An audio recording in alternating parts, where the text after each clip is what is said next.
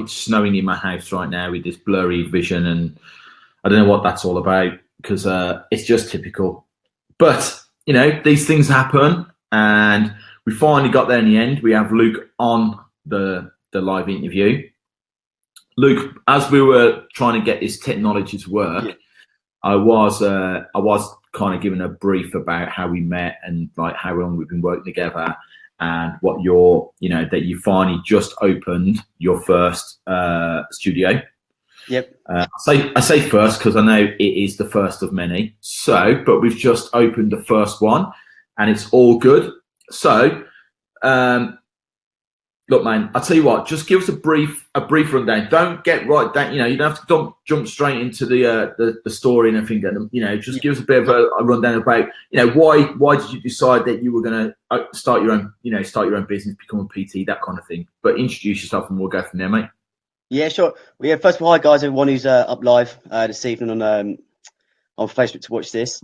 So very much sort of similar story how it starts for a lot of people. I got qualified. When was it back? I think it's 2011. I think it was. Got sort of sold an idea, become a PT, self-employed, walked straight into a commercial gym, bang, £40-50 an hour, and you're earning like X amount in sort of a couple of weeks, and that's it. You've got the lifestyle that you want. So I went out to Javier, Spain for 6 weeks, got qualified there. And of course, the usual sort of scenario, when you do end up sort of getting into the industry, you actually find out what it's sort of really about.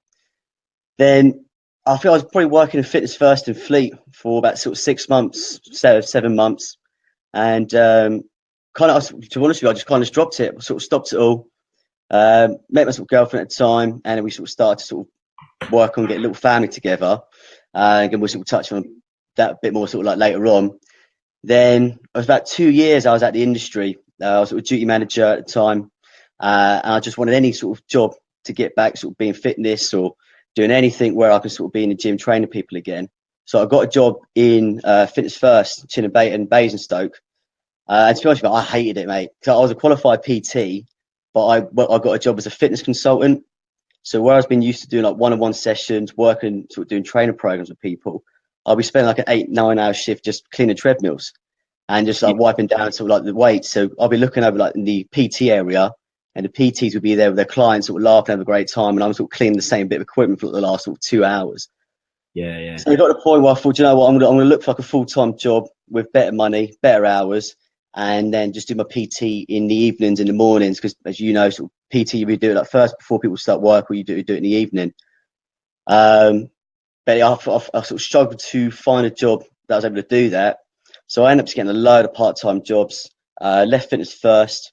The part-time jobs I had, like in the morning, I used to clean up my local pub 6 to 8 in the morning, which weren't great at weekends after people had been drinking. Call centre, did a bit of coaching in schools, and then started working in boot camps over in Basingstoke, and also went to do my PT in there as well. And at first, Famous Fitness was just going to be PT, but doing the group class at the facility was the first time I've ever done sort of group sessions. And I sort of thought to myself, well, I quite enjoyed doing it. So I'm going to sort of set it up. So really, I think it was January the 4th, 2014 was our very first class.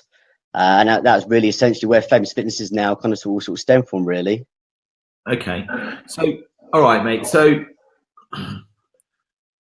why did you just not kind of like throw the towel in like 2 years ago, man? Why do you just again, I don't want to get right into the heavy stuff right now and the creative way you did, but there's a lot of people who are going to be in a very similar situation like yourself, going into a gym, hate working in the gym, doing the stuff like you just described, clean down equipment, all that kind of stuff, the boring stuff. Why did you just like go, oh, do you know what? This is not what I wanted to do. Why do you not just give up there at that point? Well, one of the main reasons is I've always wanted to be my own boss.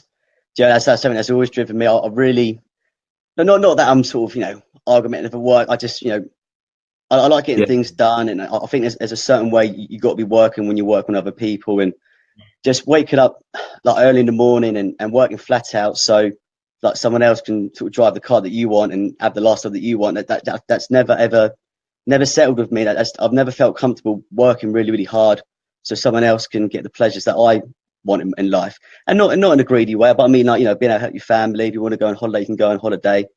That's never ever sat easy with me. And yeah, I probably sort of, that's probably like the main reason. And plus, I've always enjoyed fitness. I've always sort of enjoyed sort of coaching people. I did it like football coaching when I was younger. I did a bit of boxing coaching as well, sort of in between sort of like uni and college, sort of college and uni. And I thought I'd just put two to two together. But I've always been a big believer in it's better to wake up and knowing all the hard work you can do that day is going to solely affect you and your family. I've always been a massive believer on that. And that's why I've always carried on. So like, even when we did our first sessions, like first class, we had 4 people turn up. Then we had 3 people turn up. Then I think for the next 6-7 weeks, we had absolutely nobody turn up to our classes, like just no shows. So I'd get there in the morning, set up the sessions, give it to about sort of 20 to 9, because 45-minute session started at 8:30. Yeah, pack my stuff up and I'll go home. But I knew it would work, so I knew I had a passion for it, and I also just had that drive, just not to wake up and work for someone else and just be my own boss. And then that's kind of really where it came from. Okay, so currently, mate, I'm sure you don't mind me saying this, but currently you are working, so you have a job and your fitness facility. So you're literally training, doing your groups, going off to work, going back and doing your groups again. So you're literally probably doing a good 13-14 hour day every day at the moment, aren't you? Oh, yeah. I love Monday for me. Standard is a 14-hour day. Yeah. And then like Monday, like the rest of the days, well, it's changed slightly now with the studio opening. But yeah, standardly, like a Monday would be a 14-hour day, and at least start work at 7 doing the gardening. And like at earliest, if I want to give myself an early evening, I could be done by like 9 that evening. So yeah, again, even looking then, you're looking about something like sort of 12-hour day. Yeah. And I think, this is one of the reasons, other than, you know, obviously we've had many conversations, mate. So this is one of the reasons why I wanted to get you on this interview, because, you know, it's as nice as it is to be interviewing people who are, you know, way ahead of myself and you, mate, and, you know, and doing really well or whatever. I think for the majority of people in the groups and stuff like that are just starting out, that are having the same kind of struggles. I mean, as much as I can tell people my story and tell them about how I started, I feel up so much like yourself, mate, fitness first, lost it, blah, blah, blah, that kind of stuff.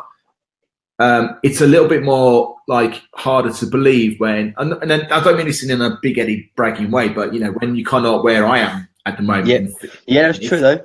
Yeah. Do you know what I mean? And it's a little bit like, well, yeah, but that's, you know, having a team of 15 people and blah, blah, blah, and all that kind of stuff is way, you know, it's way too far in the future for most people, for PTs where they're at right now. But yourself, I think a lot of people can relate to the struggle. I mean, you know, I was the same. I was working and started a PT business very much like yourself. So, you know, that's why I'm, you know, so like Gareth's just put, he knows that feeling. Kat put, I think, you know, we all identify with that. So the long hours, the working, and that's exactly what Gareth's just been doing. In fact, I think Gareth gave his notice today. I think he finally wrote his. Nice. You know, so, you know, you know, that's why I thought you were the perfect person to bring on here. And also, I think the fact that really, mate, even when I think about your story, it still really hits me hard, man, because I don't know whether, well, I know for a fact I wouldn't have the strength that you've got.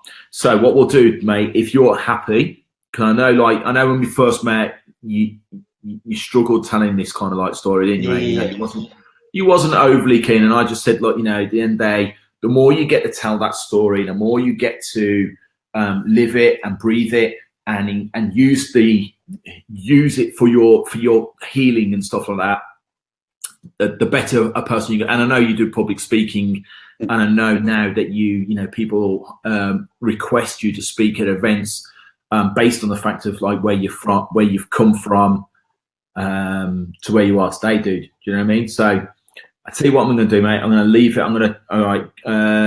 Josh put, I'll put it up, mate. So Josh just put, good to meet you on Saturday. So what I'll do, mate, intermittently, I will put these little comments up and stuff like that. But mate, over to you. So what I'll do, I'll take you back to when we first met. We got chatting, and like, let's go from there. So we had that chat, and then you told me your story. Take it away, man. Yeah, cool. Well, if it's right, it probably is if I take it back like a year before that. That's right, and then build up to. Yeah. Yes, Would that be man. right? Yeah. Well, yeah. So okay. So I started Famous Fitness as it is now, 4th of January. Yeah. So first session was just Ansell's Farm, up and down, doing it as well.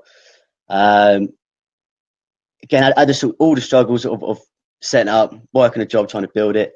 And yeah, it was towards the end of 2014. Yeah, everything just kind of just completely went apart. So sort of celebrate Christmas. Had my sort of son with me at the time. Dropped him off to his mum's Boxing Day. They were going to Bradford. She had a little sort of family over there. Gave him a kiss goodbye. Said I'm sort of seeing him in the new year. And I drove off, and I sort of stayed down with my family down in Fleet, which sort of does have a sort of boxing sort of celebration. And God, must be about 5:30. So sort of saw him 10 in the morning, 5:30 in the afternoon. Got a phone call from my ex-girlfriend, like sort of Tommy's mum. And I thought it was quite strange. She sort of called me. Normally she wouldn't have done that. Picks up the phone, and on the other side of the phone was a gentleman. But this gentleman was a doctor up from Bradford Hospital. And he sort of introduced himself, asked him, is this sort of Luke Hewitt, Tommy's dad? I said, yeah, yes, it was. And he sort of proceeded to tell me on the phone call that my little boy Tommy at the time was essentially he was dying. They said that one of his lungs had just completely shut down, was all filled with fluid, and that his heart had begun to sort of stop working. So they sort of said, if you can do, just get yourself sort of sorted, get some stuff together, and make your way up, because they're going to try their best, do everything they can, but they're just going to sort of see how things go. So I told the family, we all just sort of decided we'll go up to Bradford on that day. It's probably about a 5-hour drive, I think it was as well. Snowing as well, absolutely hacking it down. And all the guys were in the house getting their stuff sorted. Then I was outside in a car park, outside next to the car. And all I was sort of saying to myself was like, keep going, Tommy, you're all right. Do you know what I mean? Keep going. And then all I remember hearing from inside the house was my mum going, where's Luke? Where's Luke? Where's Luke? And it's that strange feeling where, when you got that special connection with someone, be it like a family or friend, when something bad happens, like you don't need to know, like you don't need to hear about it, like you just know. Do you know what I mean? You know it's just happened. So I walked back into the house. As soon as I walked in there, everybody was just quiet. Everyone just looked at me. And my mum was there, sort of saying, Luke, that doctor from Bradford, like Tommy's passed away, look, your little boy's gone. And the weirdest thing about it was that I just didn't even cry. I didn't even cry. It was just complete shock. That sort of typical thing where you don't think it's going to happen to you. There I was with him in that morning. So he was with me all day, Christmas Day. Dropped him to his mum, gave him a kiss. But somehow up along that way, you don't know what happened. He just something got hold of him, and it was like septicemia. I think it was like a form of blood poisoning. And he had a cold, he had a bit of a virus during that time, so something was going around, and he got in, and unfortunately just wiped him out in one day. So yeah, we decided to drive up to Bradford. Even that was actually just a complete pain in the ass, because the snow was so bad we couldn't even make the journey all the way there. So we ended up stopping off, I can't remember, I think it was Leeds or Sheffield, but it was about an hour away from Bradford. We had to stay at a hotel overnight, so we couldn't even make it to Bradford that day. I had to share a hotel room with my sister and husband at the time. So they're both in one bed, I'm both in a bed next to them. But even then I can't let it out, do you know what I mean? Because I've got my sister and a fella next to me there as well. We woke up the next day, went outside, and just strangely enough, it was absolutely gorgeous outside. It'd just been snowing, everything was all white. People were making snowmen, people were having snowball fights as well. And I just turned and looked at my sister, and I said, my life's completely changed now. And it's just not going to be the same. I was 25 years old when I lost him. And we had the whole sort of thing where we're sort of going to see his body and everything as well. And it was just like, it's things you just don't think you'll wake up one day and expect to have to do. You know what I mean? But it's happened, and that was it really. And with a few sort of things happened, and sort of to go forward a little bit of the story, there's a lot we can sort of go back to. We can do if you want to. I sort of ended up having to go into counselling for about a year or so. Started it doing twice a month for an hour, then went down to once a month. Really enjoyed it. Really enjoyed the counselling. Something that's really sort of helped me in with what I want to sort of give back to people further on in my career. But what I found with the counselling, it was a lot of looking back at what happened.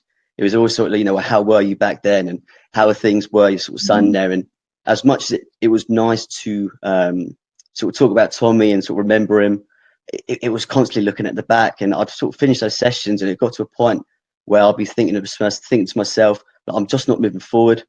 I'm not taking any steps forward to go out and achieve anything. All I'm doing is just looking back, and just, you know, occasionally break down crying in front of her as well. But what else can you do when you're talking about sort of stuff like that? And then I saw a Facebook post shared by yourself about somebody you work with and the results you had got in them. And I said to myself, well, look, I've had a year of counselling, been absolutely brilliant with me looking back in life.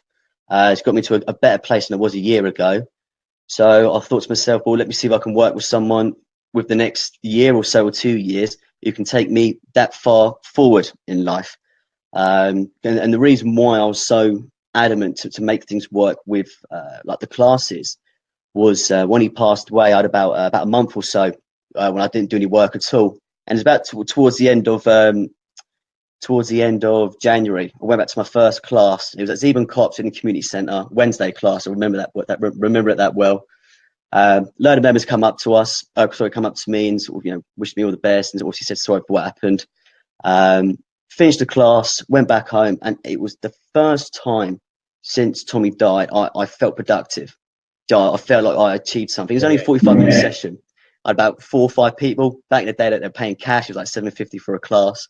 But I just got that emotional attachment. It just snagged me. And I sort of thought to myself, okay, well, that's my journey now. So I've always loved doing fitness. It was a business I was growing anyway before he passed away. It was the first bit I ever felt like I'd done something. So I kind of got that emotional attachment that as long as I keep this journey going, I've got a journey with my son.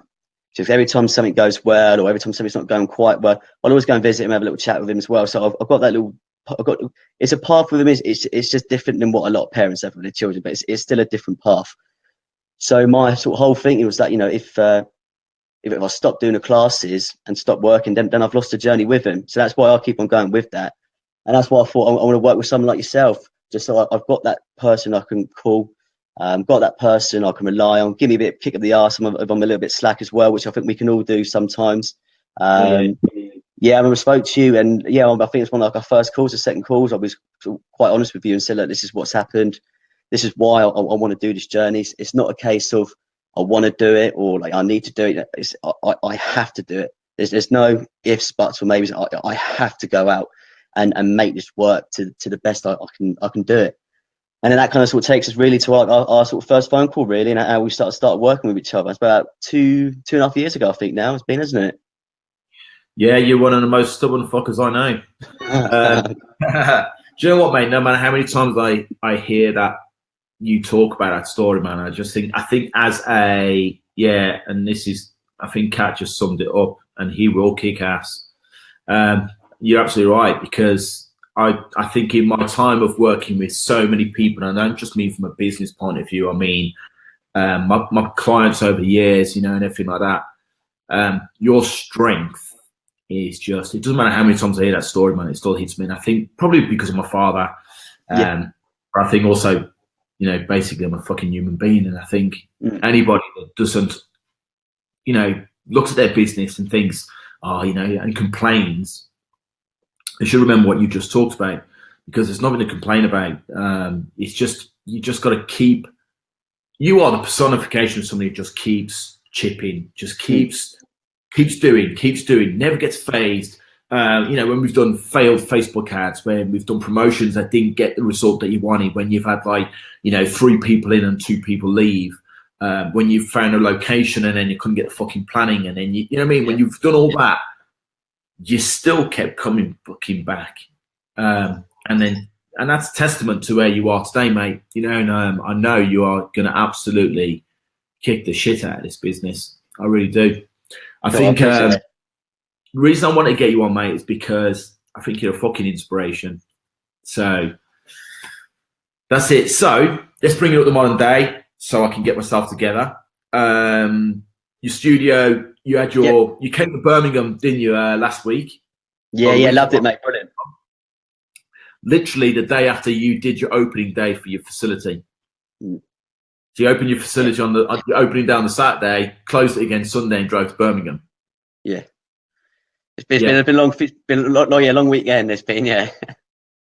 Yeah. But you know what, mate? It's exciting, isn't it? I bet every time you put the key. See, I remember when I opened my first studio. Every time I put the key in the door, Yeah. you know, it was like mine. That is, it's mine. That is. Do you know what I mean? I earned it. Even though sometimes, like locking up tonight, locked up the facility tonight, and I just, you know, I take that moment to have a quick look around and just think, fucking hell, like, you know, it absolutely baffles me, like how we are where we are. I know Ben's really close, like not far from you, is he? I know you've Ben's in the same team. Yeah, Ben's sound guy. Yeah. You're very inspirational, Luke. Relentless, you'll smash it. And I think, you know, if we're looking at competition, I know Ben's a super nice bloke as well, so he wouldn't actually understand competition. But you know, I think that's testament to the kind of people who have respect for you, mate, because he literally is on your doorstep and he's wishing you, like, he hopes you smash it. Do you know what I mean? I think that's awesome, you know. So what's now, man? What's next?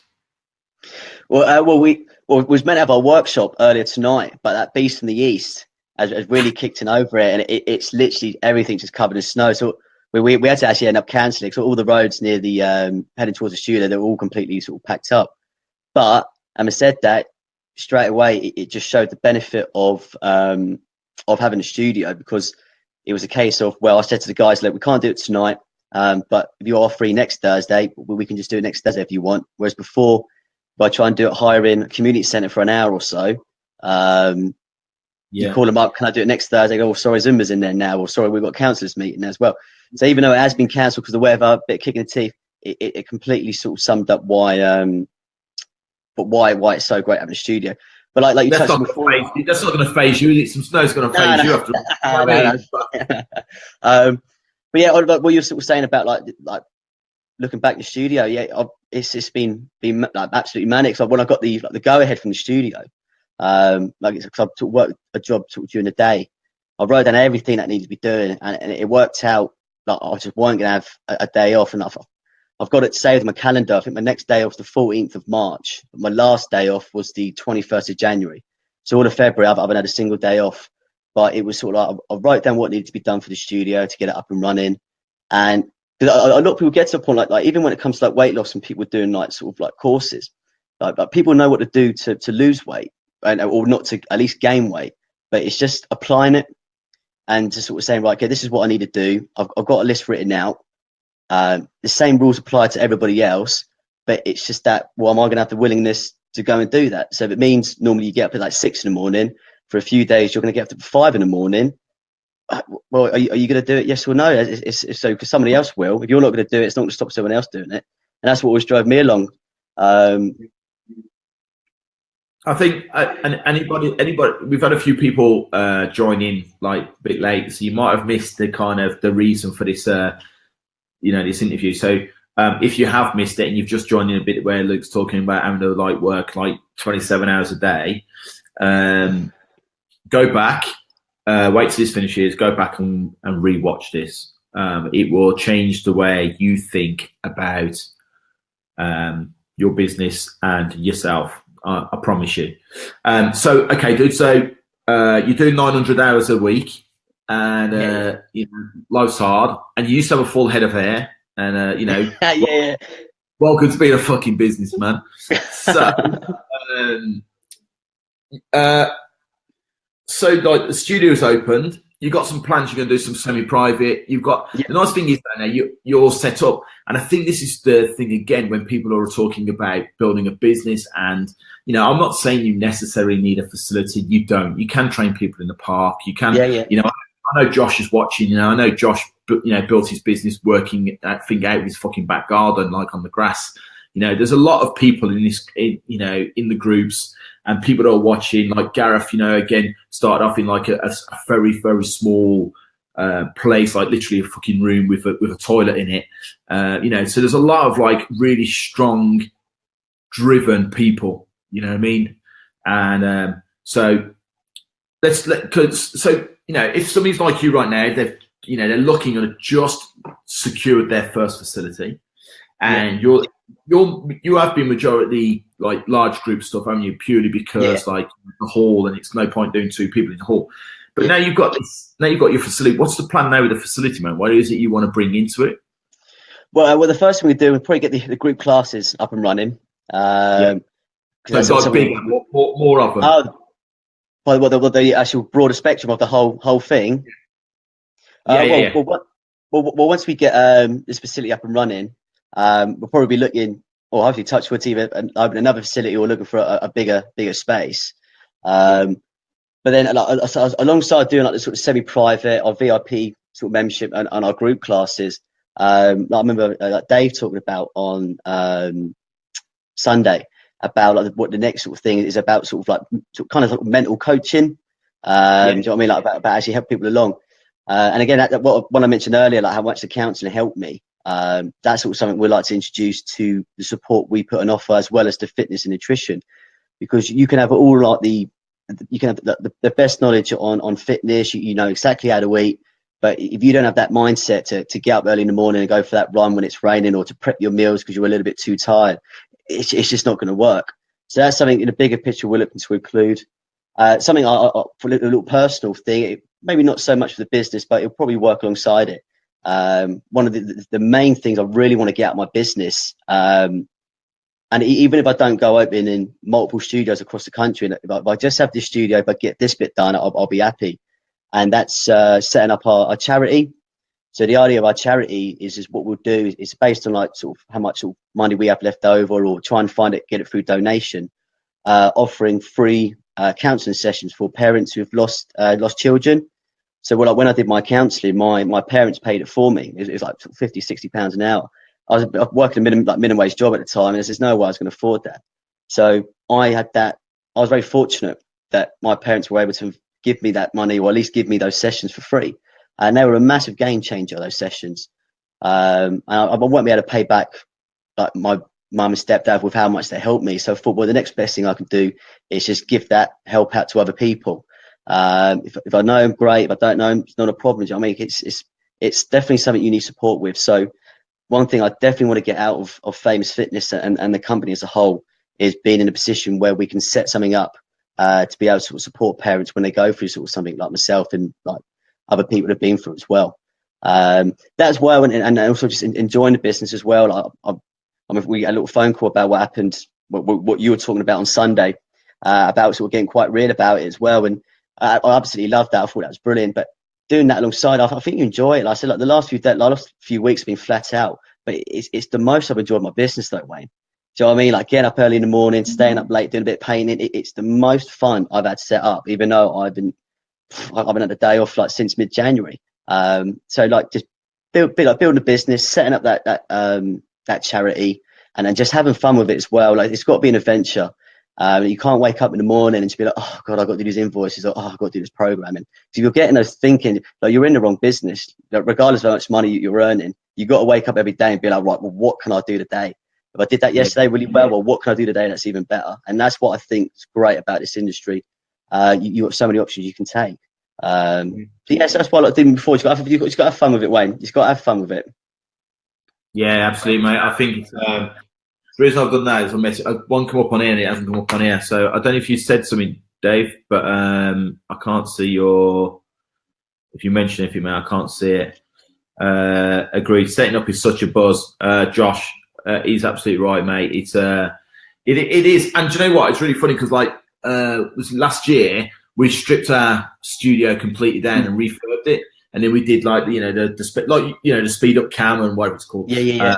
And we did that, and I'm really glad we did that because you don't realise how much fucking work goes into it. You build one, and then you strip it down and redo it again.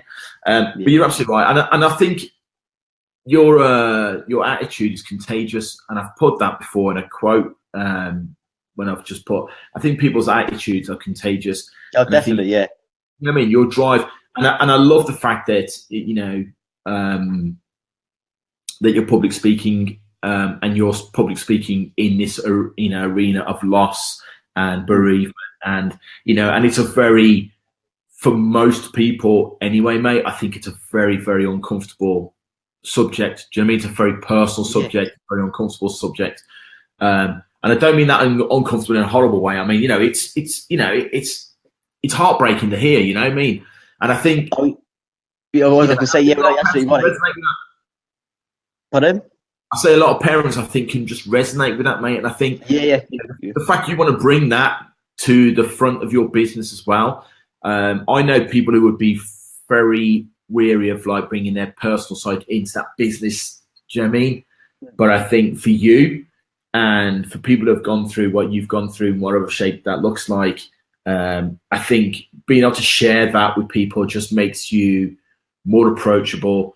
People understand, you know what I mean? Yeah. Go on.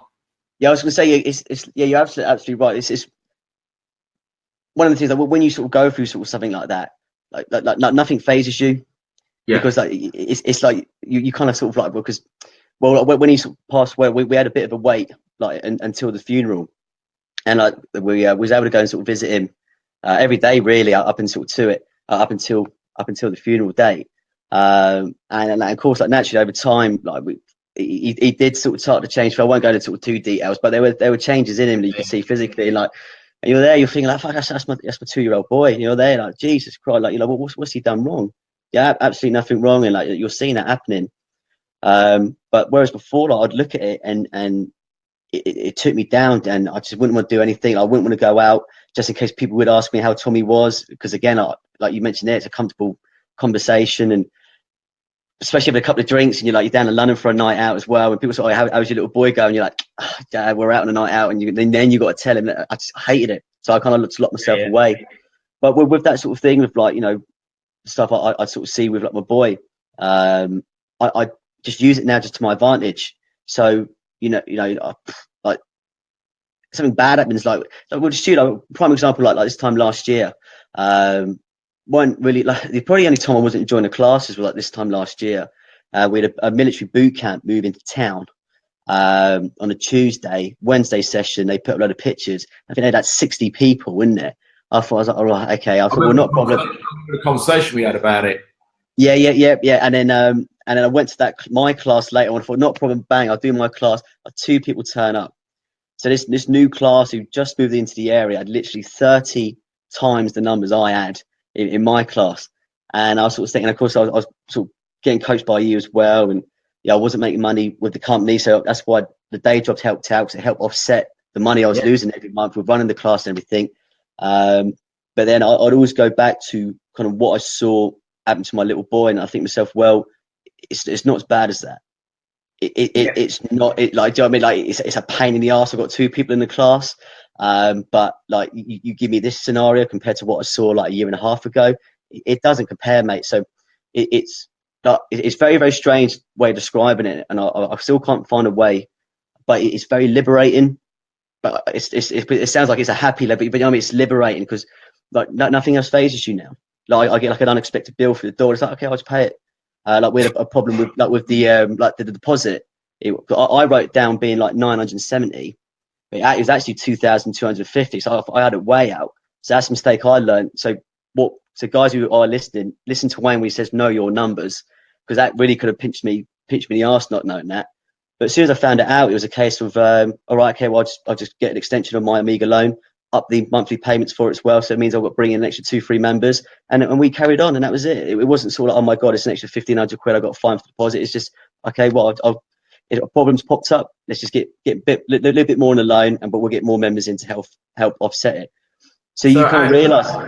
Go on. No, go on. No, sorry, mate. I was just saying, so you kind of realise like the problems you kind of have in life and pop up, they're not really problems. It's just minority things that pop up. And if it's all down to that perception, like, a lot of people can have something happen to them, and it takes them down for like weeks and weeks and weeks. But as someone can see or be in exactly the same scenario, go for exactly the same thing, but it lasts like a minute, it lasts like a second. Like for yourself, we relate to you, like maybe like a staff being a bit of a pain for you, no problem at all, you'll nip it in the bud. But someone who's just taking staff in for the first time, they might let it linger for weeks and weeks and weeks and not actually be able to say anything to them as well. So people have to deal with things differently. So it's all down how you see it. I've just sort of I don't forget what I've been through. I don't forget what I've seen, but I use that to my advantage. So when anything bad or anything unexpected pops up in the business, I'm just like, for me, I'm like, all right, yes, it's just another day at the office. And that, having said that, that was one of the first lessons I learned when I started Famous Fitness. Was don't take the highs too high and don't take the lows too low. Do you know what I mean? You get a phone call from like 5 of your members who've been with you for 2 years and they're dropping off. You rub your hands together. It's just another day at the office. You get a phone call saying like, look, you got 15 people starting tomorrow. You rub your hands together. It's just another day at the office. Like, you don't take the highs too high, but you don't take the lows too low. It's just you're going to wake up the next day, so bang, you get cracking on with it as well. And I think it's the best way of doing it.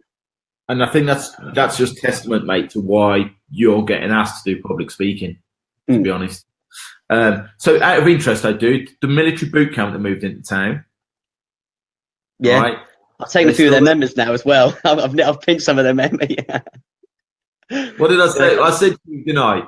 Yeah, you did. Yeah. I said to you back then when you I remember you getting on the call with me and going, "Oh, this." I mean, you never use bad language, but this camp has just moved into town. They had 60 people tonight, and I said to you, I remember saying to you, like, okay, how much do they charge? And it was something like £10 for a month's training or something like that, wasn't it? £10 for 10 sessions. Their introduction was, yeah. They were charging £1 a session, and you're like, they get 60 members, and I went, it's a business model that cannot work. They're working for £1 per person. People will realise that it's just a bag of shit, and they will soon drift.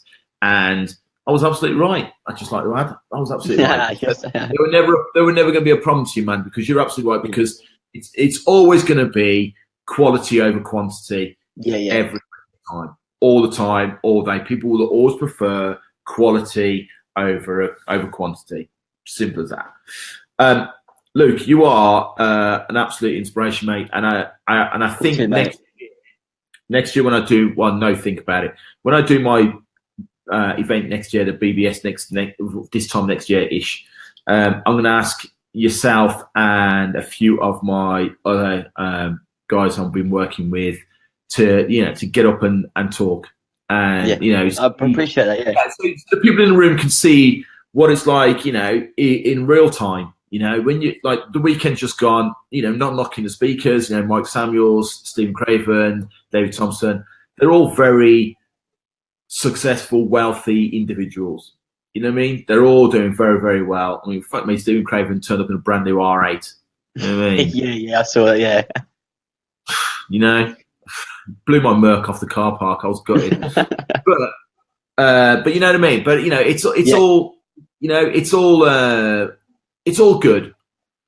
But I think sometimes it's nice to just kind of like go, fucking like, yeah, you know what I mean? Let's show you what real work looks like.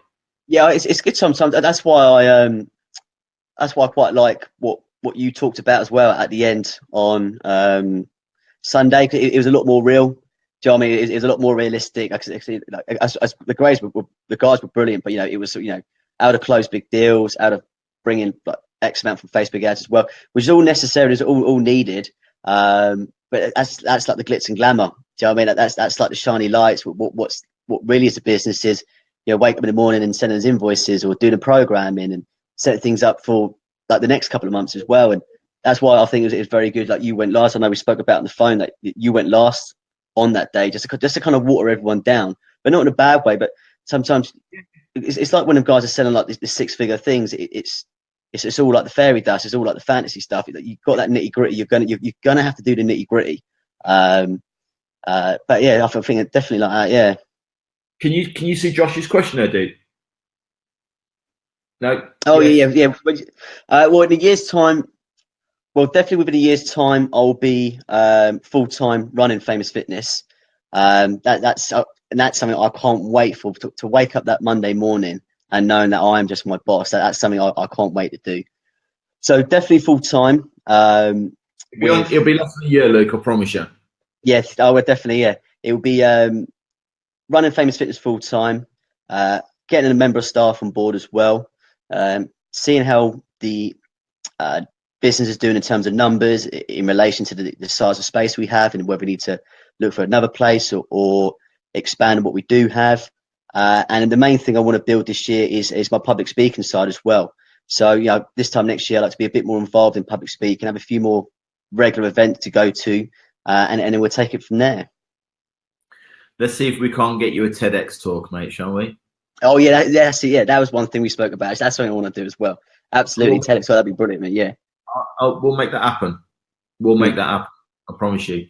Okay, guys, if you've got any questions for Luke, fire them away, because, he's been working with me long enough. He probably knows more than me now. So, Luke, out of interest though, mate, there are people, obviously, and I don't want to make this kind of into anything that it's not, but, there are a lot of people who worry about spending money and rightly so, they should do due diligence, spending money on getting business help, or spending money on Facebook ads, as in somebody showing them how to do them, or whatever it is.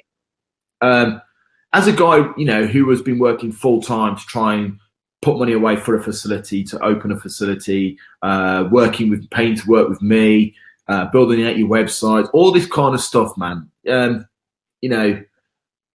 What would you say to people like that? Who, if they're worried, they're scared, or what would your advice be?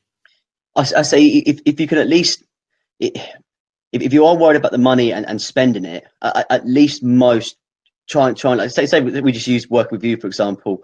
Even if you're thinking like a year or so, you can't be able to afford it. At least get 2-3 months under your belt, or at least give it like a month or 2 months, because for all investing that money short term, you might recoup that anyway. So you just pay that for the next month, and you just work it month by month.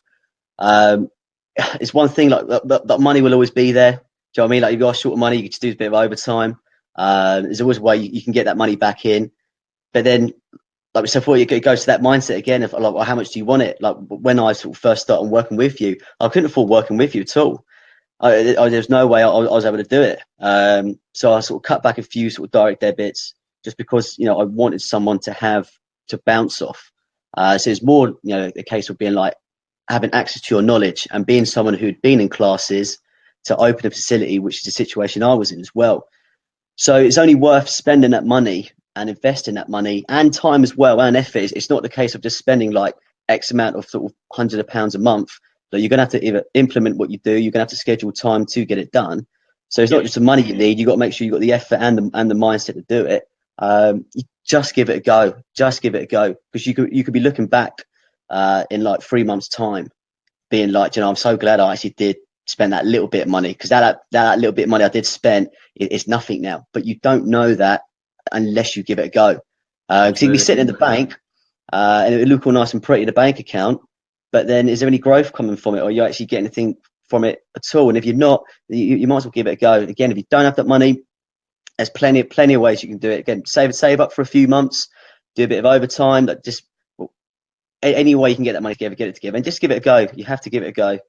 And that's like anything, if you're struggling with anything in your business though, isn't it? Not just like the business side. If you are struggling with understanding advertising, offline, online marketing, if you recognize there's a weakness somewhere in your business, wherever that is, sourcing the help and the people that can help you is definitely.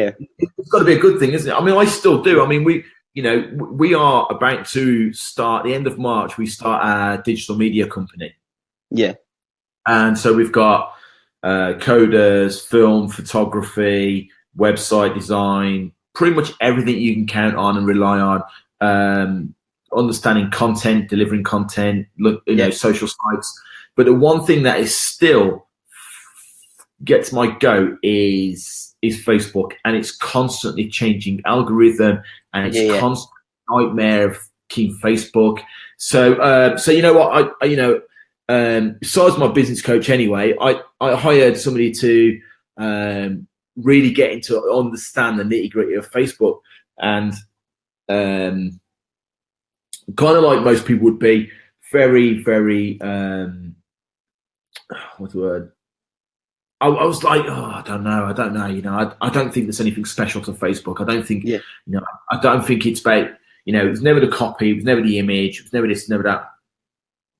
And I've worked with Stephen as well, and Stephen helps us massively get from where we are. But I really want to get into deep into the nitty gritty of it, of understanding it ourselves. If we're going to start a digital company, it'd be quite useful if we actually understand that one platform that eludes us. And this the last couple of days, we've worked with this person. They've shown us a few things, helped set up a campaign, and we had literally went live yesterday morning, and I closed the ad tonight because we had nearly 30 leads through the door, and we only actually had 10 spaces to sell. Yeah. So now we just got like put it in a practice ourselves. You need a bigger facility now, Wayne, don't you? You need a bigger place.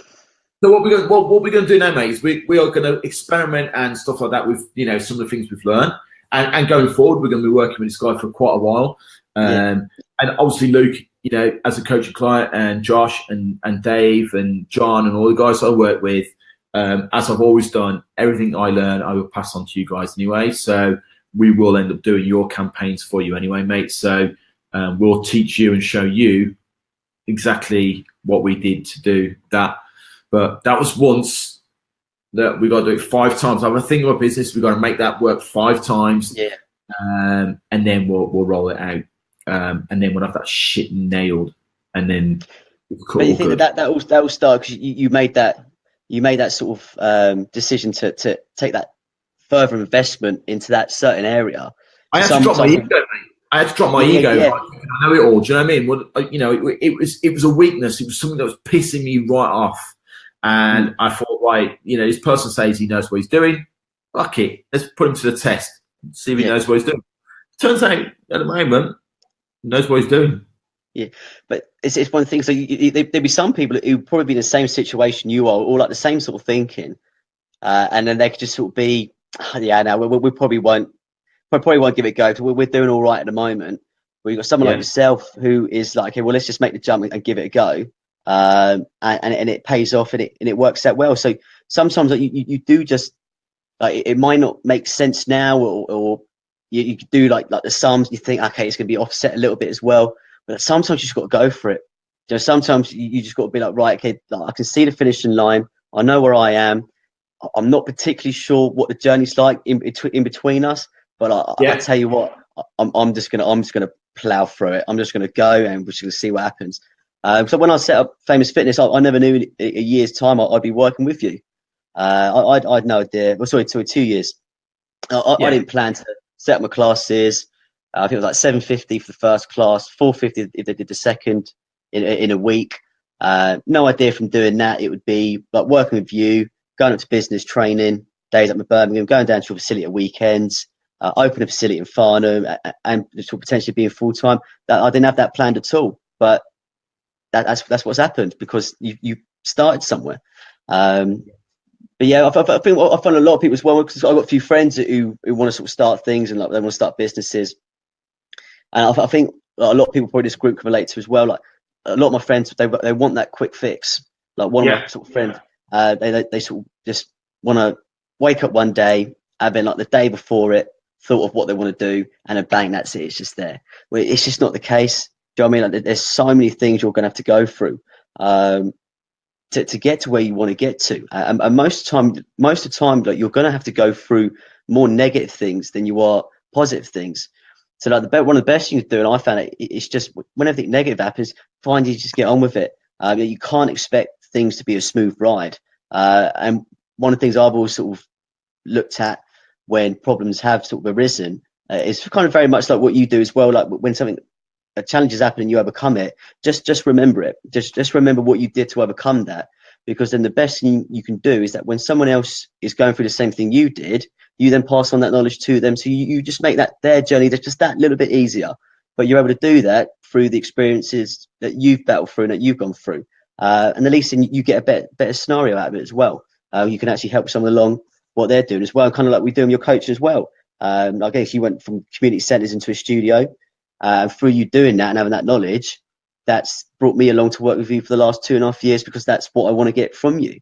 And if you were to pack up and move abroad like sort of tomorrow, I feel like I probably have enough sort of knowledge now through working for the last 2.5 years to keep things going and to even sort of take it to the next level. But that's all comes down to investing your time, money, and effort into someone who's been there and done it. Mate, I think I really appreciate you coming on today, mate, and sharing your story. And I know when we first, my wife's looking through the glass. I know when we first met, mate, you know, it wasn't something you were, not that you weren't comfortable, it wasn't something you were keen on going on about. Bring that out. I just want to say massive thank you, massive appreciation, huge congratulations, mate. Cool. Your spirit is just phenomenal. Guys, if you've really liked this live stream tonight, I'd really appreciate if you just put a like, a comment, recommend to other people in the group that they check this out, because I think it's probably one of the most humbling and sincere live streams I've ever done, ever. I just want to touch on one thing where that's right back to getting the studio. I'm writing what my next public speaking is going to be about, and of course at the moment they're all sort of very much related to sort of what I went through sort of with Tommy. But the next public speaking event I'm going to be talking about is just what can be achieved just in a very short space of time. So for me, it's 3 years. So I got the phone call or the email from the local council January the 19th to let me know we got permission to change the use for the unit. And then if you sort of rewind that 3 years ago, and it was the 14th of January 2015, that was the day of my son's funeral. So it was literally just 5 days out, almost being 3 years to the day. I was sort of going through that. So I was up on stage as well to said a few words for him at his funeral, not knowing at all that this time in 3 years, I'll be getting an email and then a phone call from the council to sort of say, yeah, just let you know that you're good to go to open your first facility. So just the only thing I tell people is that it's just keep your head down. You've got to work your nuts off. In the space of 3 years, I went from that just to having this facility now. And there's no way I would have thought that, but it's persistence. And it's something I talked about. Another one of my public speaking was that the golden rule, and it's so important to understand that golden rule. And the more you apply it, like the stronger it becomes. And it's regardless of how many times I fall, I always rise once more. Jeremy, so if you're down for the 10th, you're back up for the 11th. And as long as you have that mindset, that because you're going to fall, you're going to stumble. It's as simple as that. But as long as you have that commitment and desire that you will stand up one more time than you fall, well, then you're going to make it. And the only thing that matters is how long it's going to take. So you have that mindset, nothing's ever going to stop you. Well, then sooner or later, you're going to get it. It's just how long it's going to take. Some people get it overnight. Some people get it 6 months. Some people it takes 4 or 5 years. But if it takes you 4 or 5 years, well, that's just how long it's going to take you. But that's even more of a positive story, because in those 4 or 5 years, you never gave up. And that person who made it in a year, you may look at them and think, well, they're really successful. But if you tell them to go through that thing they went through a year, but over 4 or 5 years, well, they probably would have quit. So I mean, so even if it takes you 4 or 5 years, like the longer it takes you, like the better your story is, and the stronger, the stronger the emotion comes out when you're telling it, because the amount of things you would have gone through in those 4 or 5 years of waiting is absolutely remarkable, but you still did it. So a lot of people want it done in 6 months, want it done in a year. If it takes, like it took me sort of 4 years from opening the business. So it takes you 4 or 5 years. It takes you 4 or 5 years, but just remember, you never gave up. You never quit. So just give yourself a pat on the back and just move on to the next thing. And just hope that doesn't take you another 4 or 5 years. Hopefully you do get that a little bit quicker. But you just got to be persistent. You've got to be committed, and you just got to keep going and going and going and going. I think, again, mate, I love that. And we're going to, you know what, I'm going to finish there. There's nothing else I'm going to add to that, dude. Thank you, Luke, for your time. That's right, mate. I appreciate it. Mate, I will catch up with you tomorrow. If we, we're in the southwest, mate. Apparently, we've got like 900 litres of snow falling on. I'm out tomorrow morning gritting as well for it. It's horrible. So, look, mate, again, thank you massively. Guys, thank you for joining myself and Luke tonight. We really do appreciate you taking the time out to listen. Luke, have a great evening, mate. I will catch up you with too, you. Wayne. I appreciate that. Thank you. We'll chat tomorrow, mate. All right. Perfect. All right. Take care of yourselves. Have a great evening, guys. And I will have a good evening, guys. Thank you very much for your time. Cheers. Cheers.